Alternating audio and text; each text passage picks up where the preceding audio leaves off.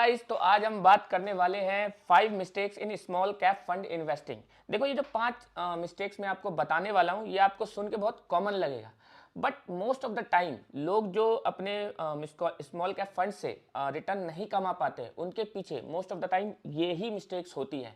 तो बहुत ध्यान से सुनना, और जो लास्ट में मैं आपको बताने वाला हूँ मिस्टेक्स, वो तो और ज़्यादा इंपॉर्टेंट होता है, जो कि बहुत ज़्यादा आपको रिटर्न दे भी सकता है या फिर आपके रिटर्न को खा भी सकता है। तो एंड वाला देखना मत भूलना। तो चलो शुरू करते हैं सबसे पहली मिस्टेक से। तो सबसे बिगेस्ट मिस्टेक जो है हमारी पहली, वो है chasing best small cap fund. देखो, ये जो मिस्टेक्स होते हैं ना, ये मोस्टली हर क्लास के बंदे करते हैं, जैसे कि लार्ज कैप वाले भी करते हैं, मिड कैप वाले भी करते हैं और स्मॉल कैप वाले भी करते हैं। यानी आप किसी भी कैटेगरी में हो, चाहे आप लार्ज कैप म्यूचुअल फंड में इन्वेस्ट करना चाहते हो, चाहे आप मिड कैप में, चाहे आप स्मॉल कैप में, आप मोस्टली आपका सबसे पहला टारगेट यही होता है कि भाई मुझे बेस्ट स्मॉल कैप फंड दे दो या फिर बेस्ट लार्ज कैप फंड दे दो।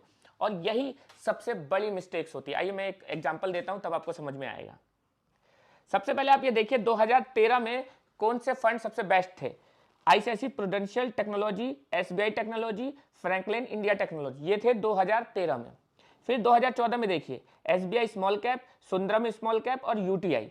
अब ध्यान से देखिए, 2014 में जो फंड है वो 2013 में से एक भी नहीं है। फिर इसी तरह से 2015 में देखिए, SBI health care, SBI small cap और डीएसपी स्मॉल कैप। अब 2014 में जो है उसमें से 2015 में सिर्फ एक है एसबीआई स्मॉल कैप। यानी एसबीआई स्मॉल कैप 2014 2015 में सेम थे, लेकिन बाकी दो जो बेस्ट फंड थे वो हट गए। फिर इसी तरह से 2016 में देखिए, अब 2016 में लास्ट ईयर में से एक भी नहीं है। तो ऐसे अगर आप सारे फंड चेक करेंगे तो आप पाएंगे कि कोई भी कंसिस्टेंट बेस्ट नहीं है, और यही ऑलवेज रहेगा। ऐसा क्यों? क्योंकि देखो, जो बेस्ट म्यूचुअल फंड होते हैं वो कई सिनेरियो पे डिपेंड होते हैं, स्पेशली मैक्रो इकोनॉमिक्स क्या कहती है और अपने देश की हालत क्या चल रही है, देश और पूरी दुनिया की कंडीशन क्या चल रही है, कहीं कोई युद्ध तो नहीं चल रही है। बहुत सारे फैक्टर्स पे डिपेंड करता है, और कौन से फैक्टर किस म्यूचुअल फंड को प्रेफर करेंगे, कौन से फैक्टर किस म्यूचुअल फंड को फैक्टर नहीं करेंगे, प्रेफर नहीं करेंगे, ये पता लगा पाना नेक्स्ट टू इम्पॉसिबल है। इसीलिए कोई भी बंदा स्टॉक मार्केट में आपको चुन के नहीं दे सकता कि बेस्ट म्यूचुअल फंड कौन सा है। इसलिए अच्छा, इसमें आप कई बंदे कह सकते हैं कि यार आप तो बोलते हो 2-3 म्यूचुअल फंड सेलेक्ट कर लो और उसमें से एक ना एक आपका बेस्ट हो जाएगा। नहीं, मैं ये नहीं कहता। मैं ये कहता हूं आप 2 या 3 म्यूचुअल फंड सेलेक्ट कर लीजिए, आपको एवरेज मिल जाएगा। ये एक म्यूचुअल फंड से क्यों बेस्ट है वो मैं आपको बताता हूं। जैसे मान लीजिए आप एक म्यूचुअल फंड सेलेक्ट करते हैं और आप सोच रहे हैं ये बेस्ट होगा, लेकिन वो वर्स्ट हुआ तो तब क्या करेंगे आप? अगर वो वर्स्ट म्यूचुअल फंड हुआ तो दिक्कत हो जाएगी। तो जब 2 या 3 म्यूचुअल फंड हम सेलेक्ट करते हैं तो इसमें क्या होता है, अगर कोई एक वर्स्ट भी हुआ, बाकी 2 एवरेज भी हुए, तो आपका रिटर्न एवरेज में आ जाएगा। और ये इसे कह सकते हो आप कि मैं रिस्क मैनेज कर रहा हूं, कि अगर मेरा बेस्ट सिनेरियो भी निकले तो एवरेज भी आ रहा है तो भी मैं 90% लोगों से आगे रहूंगा। ये सबसे बढ़िया बेनिफिट होता है, 2-3 को लेके कर सकते हैं। वैसे ये मेरा अपना सेटअप है, अगर आप चाहें तो अपना एक सेटअप बना सकते हैं कि कैसे म्यूचुअल फंड को सेलेक्ट कर सकते हैं। तो ये था फर्स्ट मिस्टेक्स जो मोस्टली लोग करते हैं। आई होप सो ये पूरा आपको समझ में आ गया होगा। अब हम चलते हैं सेकंड की तरफ। सेकंड मिस्टेक है invest heavily in small cap fund. यानी अब चलो एक चीज समझ में आ गई। दूसरी गलती जो मोस्टली इन्वेस्टर करते हैं, अब मोस्टली लोगों को पता है कि स्मॉल कैप में हमें अच्छा रिटर्न देखने को मिलता है, और ये सोच के फिर ज्यादा से ज्यादा पैसा वो लोग अपना स्मॉल कैप फंड में लगाना शुरू कर देते हैं। मान लीजिए किसी बंदे के पास 1 लाख रुपए है, ठीक है,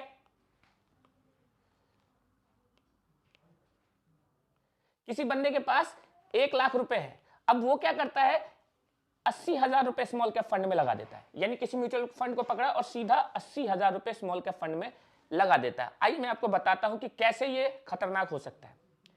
लास्ट अगर 5 साल का आप रिटर्न देखेंगे इंडेक्स फंड का अलग अलग पैरामीटर पे, जैसे निफ्टी ने दिया है 12.27% का रिटर्न, निफ्टी 150 ने दिया है 14.2% का रिटर्न, बोले तो मिड कैप ने दिया है, और निफ्टी 250 स्मॉल कैप फंड ने दिया है 10.2% का रिटर्न, और जबकि निफ्टी 500 ने दिया है 12.33% का रिटर्न। यानी आप देख सकते हैं हम स्मॉल कैप को लेके चल रहे थे कि वो हमें बढ़िया रिटर्न देगा, लेकिन 5 ईयर में इसी ने सबसे कम दिया है।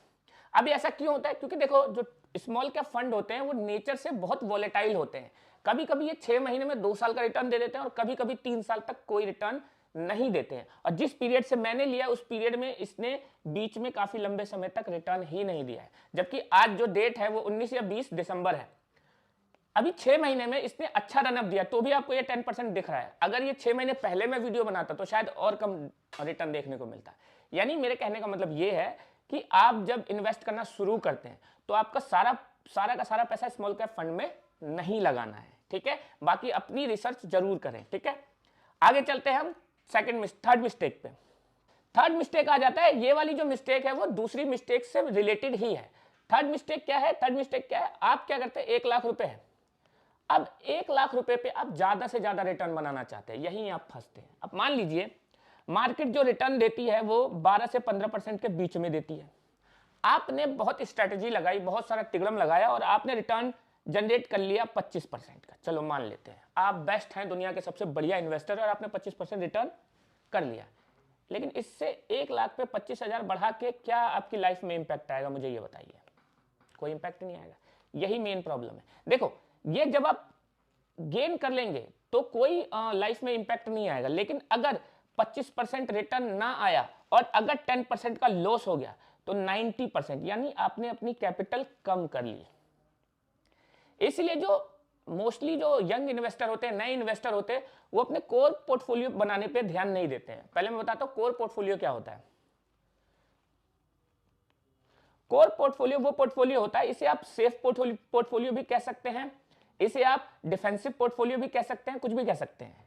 इसमें आप क्या करते हैं, अपने लंबे समय के गोल के लिए पैसा इन्वेस्ट करते हैं। जैसे मान लीजिए अगर मैं एग्जांपल लूं कि कोर पोर्टफोलियो कैसे बना सकते हैं, आप निफ्टी 50 में अपने लंबे समय का पैसा इन्वेस्ट कर सकते हैं। इसे आप कभी नहीं छेड़ेंगे, इसे आप कभी नहीं छेड़ेंगे और धीरे धीरे इसमें पैसा इनपुट करते रहेंगे।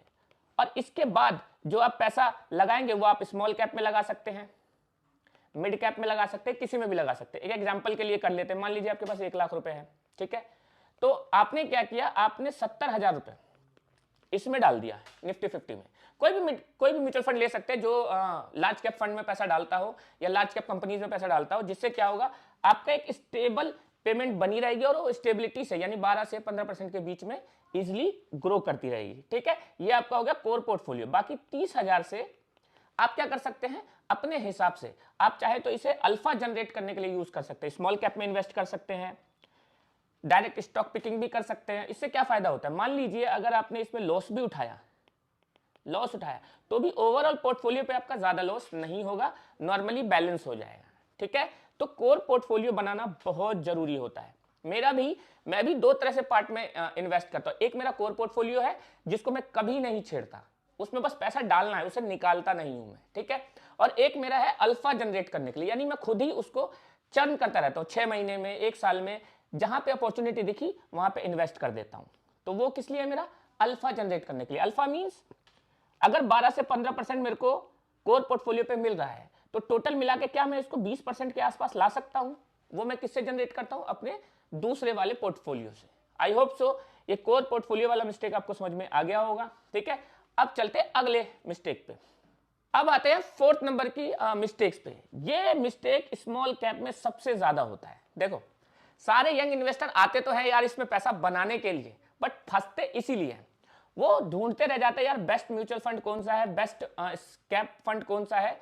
लेकिन जो सबसे बड़ी मिस्टेक करते हैं क्या, देखो म्यूचुअल फंड जो रिटर्न जनरेट नहीं कर पाते उनकी सबसे बड़ी वजह क्या है। देखो सबसे बड़ी वजह क्या है, जब मार्केट अप में होता है, ठीक है, जब मार्केट ऊपर जा रही होती है तो सारे इन्वेस्टर बहुत ऑप्टिमिस्टिक होते हैं।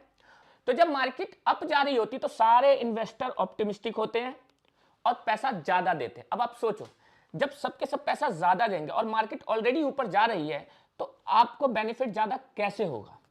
तो इसमें क्या होता है, हमें फिर चीजें महंगी हो जाती है, यानी शेयर जो हमारे महंगे होते चले जाते हैं। और वही जब मार्केट नीचे आ रही होती है तब इन्वेस्टर पैसा निकाल रहे होते हैं। अब जब चीजें सस्ती हो रही हैं तो खरीदने के लिए म्यूचुअल फंड के पास पैसे ही नहीं है, और इस वजह से जो म्यूचुअल फंड का रिटर्न है जितना होना चाहिए उतना हो नहीं पाता। कहने को तो म्यूचुअल फंड वाले खुद पैसा इन्वेस्ट करते हैं, लेकिन जो मेन कंट्रोल है वो हमारी वजह से उनके हाथ बंधे हुए हैं। कैसे, जब मार्केट भाग रही होती है तो हम पैसा डालते हैं और जब मार्केट गिर रही हो तो हम पैसा निकाल लेते हैं। जबकि हमें करना क्या चाहिए, हमें इसका उल्टा करना चाहिए। जब आपकी मार्केट बढ़ रही हो तब आपको थोड़ा थोड़ा पैसा लगाना है। जैसे कि अगर अभी देखा जाए 20 दिसंबर 2023 के आसपास में, तो अभी स्मॉल कैप की मार्केट पिछले 6-7 महीने में भागी है, तो अभी आप थोड़ा पैसा इन्वेस्ट कर सकते हैं। लेकिन जब मार्केट साइकिल नीचे की तरफ आएगा तब आप क्या करेंगे, अपने इन्वेस्टमेंट को बढ़ा देंगे। लेकिन मोस्टली इन्वेस्टर इसका उल्टा करते हैं और यही चौथी मिस्टेक है जो मोस्टली लोग करते हैं और स्मॉल कैप में कम रिटर्न बनाते हैं। इसलिए तो आप, जैसे मैंने आपको दूसरे नंबर का जो बताया था, यहां पर स्मॉल कैप ने 10.2% का रिटर्न क्यों किया, यही हुआ होगा, जब भाग रही थी तो ज्यादा इन्वेस्टमेंट, जब घट रही थी तो कम इन्वेस्टमेंट। ठीक है, अब आते हैं अपने सबसे बेस्ट 5वें मिस्टेक पे। 5वां मिस्टेक है कि जो भी लोग स्टॉक मार्केट में एंट्री करते हैं वो 2 ही 3 तरह से इन्वेस्ट करना चाहते हैं विदाउट एनी नॉलेज। सीधा या तो घुसेंगे वो ट्रेडिंग में, सीधा या तो ट्रेडिंग में घुसेंगे, या फिर स्मॉल कैप में घुसते हैं, और स्मॉल कैप में भी म्यूचुअल फंड में नहीं, सीधा स्टॉक पिकिंग में, यानी कि अपन को सीधा ही स्मॉल कैप फंड की कंपनीज चाहिए, स्मॉल कैप की कंपनीज चाहिए जिसमें हम इन्वेस्ट करें। 10 रुपए, 20 रुपए, 30 रुपए वाली शेयर चाहिए, उसमें इन्वेस्ट कर दो और सीधा 1 साल में 10 टाइम्स 20 टाइम्स पैसा बन जाए, है ना। कितने लोग इससे रिलेट कर पा रहे हो मुझे बताना जरा, ठीक है। तो आपको क्या करना है, जब भी आप, अगर आप नए हैं, बिल्कुल फ्रेश हैं, ज्यादा टाइम आपको नहीं हुआ, 2 महीना, 4 महीना, 6 महीना है, तो देखो आपको स्टार्ट करना चाहिए म्यूचुअल फंड की लार्ज कैप फंड से। लार्ज कैप में जो इन्वेस्ट करते हैं, फिर जो मिड कैप में इन्वेस्ट करते हैं, उसमें इन्वेस्ट करो और उसको धीरे धीरे ट्रैक करो। जब धीरे धीरे आपको समझ में आने लग जाएगा कि मार्केट कैसे वर्क करती है, फिर आप स्मॉल कैप में आओ, फिर स्मॉल कैप के फंड में इन्वेस्ट करो, और जब स्मॉल कैप का फंड आपको समझ में आने लग जाए तब जाकर के आप स्टॉक पिकिंग स्टार्ट करो। लेकिन मोस्टली लोग, मैंने आपको बता दिया, आज मैं कितना ही बोल लूं, करेंगे फिर से यही, स्मॉल कैप स्टॉक्स में पहले इन्वेस्ट करेंगे, म्यूचुअल फंड में इन्वेस्ट नहीं करेंगे। तो ये थे टोटल 5 मिस्टेक्स। इसके अलावा भी अगर कोई मिस्टेक्स आप करते हैं तो कमेंट में जरूर बताना, मैं भी देखना चाहूँ कुछ नई मिस्टेक्स और आई हैं क्या। Thank you so much. आप किसी भी कंपनी या फिर किसी भी चीज पे वीडियोस चाहते हैं तो कमेंट में जरूर बताएं, मैं नेक्स्ट वीडियोस पे लाऊंगा। Thank you.